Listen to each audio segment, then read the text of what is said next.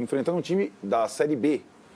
Mas o Sport, ele tem algumas virtudes importantes. Um treinador inteligente e que armou o time dele para sair dignamente da competição. A partir do momento em que o jogo vai te permitindo possibilidades, você pode ir passando a mudar os seus objetivos durante o jogo. Foi basicamente o que aconteceu. São Paulo não fez um primeiro tempo ruim, fez um golaço, como você mesmo falou. Talvez aí tenha dado uma confiança um tanto quanto exagerada, porque a coisa estava fluindo muito fácil. E o Sport empata o jogo numa das últimas bolas do primeiro tempo, numa bola, rebote de bola parada. E aí é aquela estratégia. Eu fui muito provocado nessa semana, porque de fato o meu sistema preferido de jogo, os 3 zagueiros, eles foram muito bem utilizados por vários treinadores durante a semana. Então, o Luxemburgo teve sucesso com os 3 zagueiros diante do Atlético, o Portaluppi teve sucesso com os 3 zagueiros diante do Cruzeiro, o Sampaoli teve sucesso com 3 zagueiros diante do Fluminense, e o Sport, que tinha a ausência do Wagner Love, o que o Anderson fez? Um zagueiro no lugar do centroavante. E o time fica mais perigoso com 3 zagueiros em vez de 3 atacantes. Você vê como é que é o futebol, né? Pode ser assim, dependendo da circunstância, dependendo da característica do seu adversário. E o São Paulo, pela primeira vez na vida, com o Dorival, jogou contra um time de 3 zagueiros. O Grêmio tem 3 zagueiros próximo ao adversário.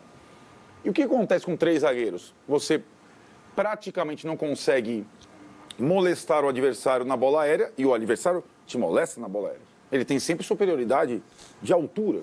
E esse era o jogo do Sport. Bola parada. Dane-se ideia, bola parada. Pode, não pode? Pode. Pode. E essa situação, o São Paulo tomou o gol da virada no início do segundo tempo. E aí aconteceu uma coisa que eu nunca tinha visto na minha vida. Juro por Deus. Juro por Deus. 50 mil pessoas a favor. A comissão técnica, os jogadores decidem jogar para administrar a derrota de 2-1 desde os 6 minutos do segundo tempo. Isso para mim não existe.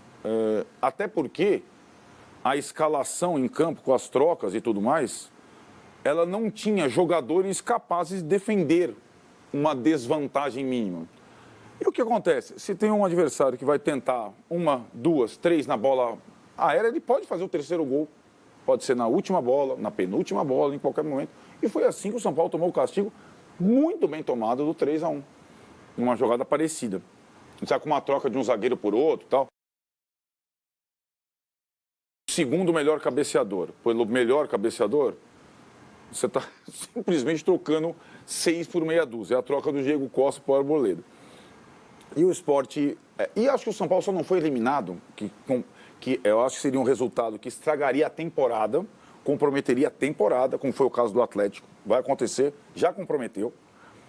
O São Paulo com requintes piores, em sua casa, 50 mil pessoas. Só não aconteceu isso porque a torcida no campo, ela soube entender que ainda existia uma chance. Porque fosse um ou outro, falava, xinga o time, vai o time. Então, não. Tem o 3-1, acaba o jogo e houve um incentivo do estádio tal que o São Paulo foi bater os pênaltis e converteu as 5 cobranças, mesmo os caras da base batendo pênalti com uma confiança, porque não é simples. Méritos para o Wellington Rato, que é o primeiro cobrador. Por quê? O Wellington Rato, reserva. O Wellington Rato nunca tinha jogado com 50 mil pessoas a favor de uma de seus pênaltis. E o Wellington Rato estava enfrentando o goleiro que era companheiro dele até o ano passado, que conhecia ele, o Renan. Como é que ele bate, E o cara, não, dá a bola que eu vou bater, e ele bateu o primeiro pênalti. A partir do primeiro pênalti, aí a coisa dá uma mudada. Aí o Rafael pega um pênalti e passa. Ele jogou aquela decisão contra, inclusive, né? Contra o Atlético, o São Paulo é Atlético Goianiense, no Morumbi contra. Isso. E bateu o pênalti, fez o gol também na Sul-Americana no ano passado. Aí, Tironi, o rescaldo disso. E tem coisas cabalísticas, né? Depois de um maio perfeito, invicto, primeiro dia de junho, primeira derrota. Primeira derrota que não elimina, classificou.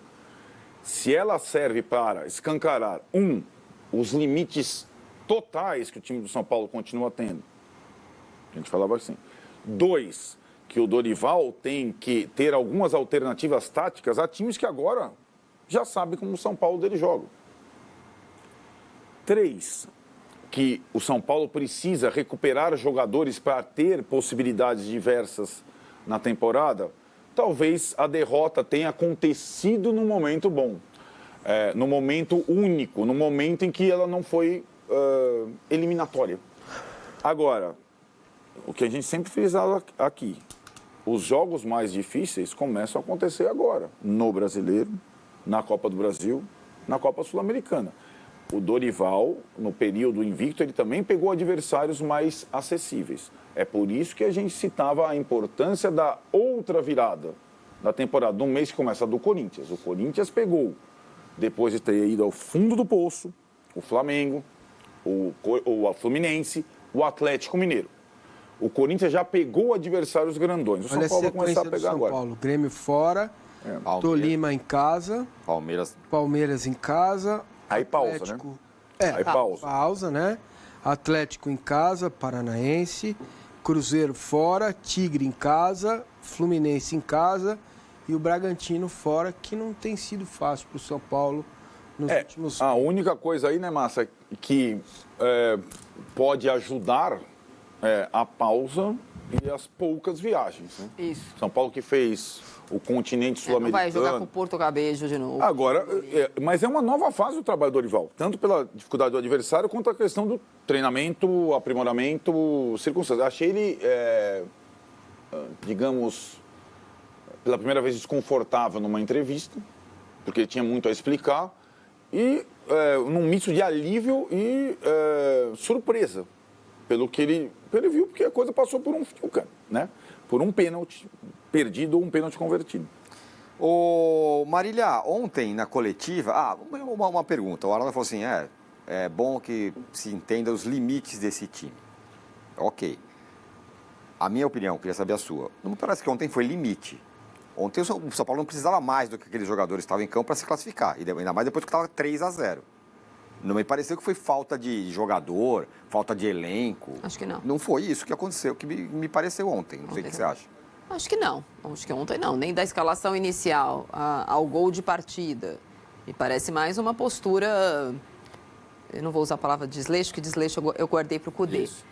Me pareceu mais uma postura acomodada de um time que tinha aberto 3-0 e depois que se acomodou... Quando você desliga o carro demora para esquentar. Não adianta colocar todo mundo no segundo tempo. Me parecia mesmo que estava contando ampulheta em cima para o jogo acabar. Não sei se estava administrando 2-1, mas aparentemente é o que estava acontecendo. O goleiro ganhou tempo, o jogador do São Paulo ganhando tempo. Não, sim, então. É o que mostrou ali. Perdendo. Pode ser que na incapacidade de fazer alguma coisa, o tempo passou a ser aliado. Ou o tempo passou a ser aliado. Eu não acho que demonstra limite ontem. Acho que ontem demonstra um pouquinho de soberba, porque estava 2-0, com um pouquinho de acomodação. Não, quando estava 2. Depois um pouquinho de acomodação quando você faz 3. O esporte desfalcado, mudado. Os caras vão também esperar acabar o jogo para pensar na Série B, que é o que eles verbalizaram antes do jogo começar, né? Preocupação com a Série B no final de semana. O que eu acho que mostra para o Dorival, mais para o Dorival, e eu entendo que a memória afetiva da torcida do São Paulo saia do Morumbi ontem devastada, porque não o time do Dorival, mas esse São Paulo já fez essa torcida passar por isso, mostra para o Dorival que, eventualmente, aquilo pelo qual ele não passou precisa ser uma preocupação para ele. Porque o São Paulo não começou a existir em abril, né? Nem esses jogadores estão lá desde abril. Acho que o jogo do Grêmio tem que ser encarado com muita seriedade para que a confiança conquistada em 11 jogos sem perder não vire os 6 gols em não sei quantos jogos agora que tomou. Para a chavinha não mudar de um jeito. O time que não perdeu 11 jogos agora é o time que tomou 6 gols, é isso? 6 gols em 4 jogos. Então, que é 3 em 1. É uma conta também que ela dá uma forçada na barra da crise ou da possível terror causado pelo jogo de ontem. Então, acho que tem. Eu acho que faz o que o Dorival, que eu acho que ele é muito capaz de fazer. Ontem ele chama para si, que o problema é o técnico, não são os jogadores e tal. É que o São Paulo, em vez de estar em voo... a pequena turbulência, já que o time se classificou, né? Lembrando, como concordo com o Arnaldo nisso, o time se classificou. O time se classificou. Não é o Internacional, que faz 3... Então, o time se classificou. O São Paulo precisa manter a expectativa dele ainda no primeiro degrau subido pelo Dorival. Não é mais 45 pontos, não é. Mas é o G4, não precisa passar o Botafogo na próxima rodada. Esses são os limites. Entendeu? Eu acho que talvez o São Paulo a série invicta meio que misturar as expectativas. Eu acho que o que o São Paulo precisa fazer é fincar os 2 pés no degrau que ele está. Ele não caiu de nenhum degrau. Ele não caiu, ele tropeçou. Ele não caiu. Ele passou para a próxima fase da Copa do Brasil, é daqui 1 mês, precisa ver qual que é o chaveamento. Né? Não é, o mundo não acabou, não saiu na próxima fase já não é mais favorito. Talvez seja. Ninguém sabe qual é o próximo adversário. São Paulo precisa olhar para o Grêmio, para o Tolima, é isso? Isso. Tolima e para o Cruzeiro, Palmeiras, pensando que tem que sair para a data FIFA no degrau que ele conseguiu chegar com o Dorival, que é o G6 do Campeonato Brasileiro, classificado na Sul-Americana e classificado na Copa do Brasil. Tá ruim? Não tá ruim. Eu acho que não dá. O que não dá é que eu acho que já existia uma tendência um pouco... Não é esperançosa, talvez... Uma tendência um pouco animada demais de que dava para ganhar do Botafogo. Dava para passar o Botafogo na próxima rodada. Ser líder do Campeonato Brasileiro. Um pouquinho de cautela, eu acho que para isso o São Paulo tem, nesse momento, o melhor técnico para fazer isso. Não pode que esses jogadores voltem na memória deles o que aconteceu nos últimos tempos. Porque é sim o São Paulo do Dorival, mas os jogadores estão lá há mais tempo. O Gilmar de Taubaté, ele fala aqui, ó, tomou gols de bolas aéreas do Vasco, Goiás e 2 idênticos ontem. Dorival precisa corrigir isso para ontem, sabendo que a principal jogada do Palmeiras é assim. Sim, tem o clássico no fim de semana. Primeiro pensa no Grêmio. Primeiro pensa no Grêmio, que também tem... joga com 3 zagueiros e bola aérea. E aí o Raí fez... E mais, quantos jogos ele perdeu desses aí? Ontem. Um só. Que o time se classificou. E por fim, outro número que é interessante são o time do Dorival, Massini, sofre 11 finalizações por jogo. Por que esses números aqui? Queria perguntar para você o seguinte, ontem na coletiva o Dorival falou assim, não, eu não estou preocupado porque, quer dizer, não é que eu não estou preocupado, eu me preocupo, não me preocupa por causa do fato de que o São Paulo não sofreu pressão, não teve ataque pelo meio. Em nenhum desses jogos. Em nenhum desses jogos. Como se essa fosse uma boa notícia, o fato de ninguém conseguir perfurar o São Paulo pelo meio. É uma boa notícia, só que tem uma má notícia. Então, essa é a pergunta. É uma boa ou má notícia? O São Paulo, talvez você não precise atacar o São Paulo pelo meio. Você chuta 3 bolas na área, em 2 escanteios, são 2 gols. É isso. Então, gente, o que eu penso a respeito do São Paulo? E ainda bem que eu vinha falando aqui antes. São Paulo tem tido nos seus jogos quase sempre o melhor jogador em campo é o goleiro. Muita gente falando isso aqui no então, 4 assim, Band Esportes. Dentro do raciocínio da Marília, que é correto, que o goleiro está lá para isso, a gente precisa analisar de que forma essas finalizações chegaram ao goleiro do São Paulo. Se ele faz uma defesa em que o São Paulo amassa o adversário, é uma defesa importante, é uma coisa. Agora, quando o São Paulo ganha suado ou virando jogos, como aconteceu em alguns, ou contra adversários fracos que não atacam o São Paulo, esse número de finalizações aumenta, na média, em jogos mais difíceis. E, para mim, esse é o problema do São Paulo e vai ser o problema do São Paulo daqui para frente. O Dorival precisa ficar atento a isso, né? O São Paulo precisa marcar melhor. O São Paulo precisa ser mais humilde, não da soberba, mas para andar um pouco com o calção no chão, sabe? Um pouco mais. Não perder esse modelo, porque o goleiro do São Paulo já vinha trabalhando muito mais. Este jogo, especificamente, tem alguns aspectos que, na minha visão, não podem ser descartados. Por exemplo, o emocional, que a Marília pontuou e é correto. Está 3-0, né, gente? O segundo jogo já começou e está 3-0. Meia hora. Mais ou menos como eu. Eu não consigo ver 2 jogos ao mesmo tempo. Eu optei em ver o Fla-Flu. E estava lá, saiu lá a bolinha. Gol do Sport, gol do São Paulo. Beleza. Gol do Sport, acabou o primeiro tempo. 1-1, falei, tá tudo em paz, vou continuar vendo o Flamengo. e Fluminense. Cara, começa o segundo tempo, gol do Sport, falei, agora eu mudei. Aí eu vim ver o jogo do São Paulo. E é desesperador, porque não é um time ainda, é aquilo que eu estava falando ontem, de você poder, dentro do jogo, descansar, jogar, trabalhar a bola, atacar um pouco, não ficar só à mercê do resultado. Isso, nem Dorival, nem o professor Luxemburgo, nem qualquer outro treinador vai conseguir num piscar de olhos, num estalar de dedos. Então, vai ter que contar muito também com a qualidade defensiva do time. Essa é a maior...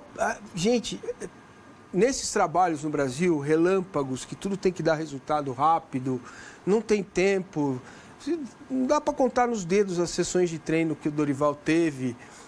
Você precisa apostar na defesa. É o primeiro caminho. Apostar na sua defesa. É ela que vai te dar sustentação para você avançar ou não. Aí tem tamanho de torcida, jogar no Morumbi com 50, 60 mil não é fácil, mata-mata.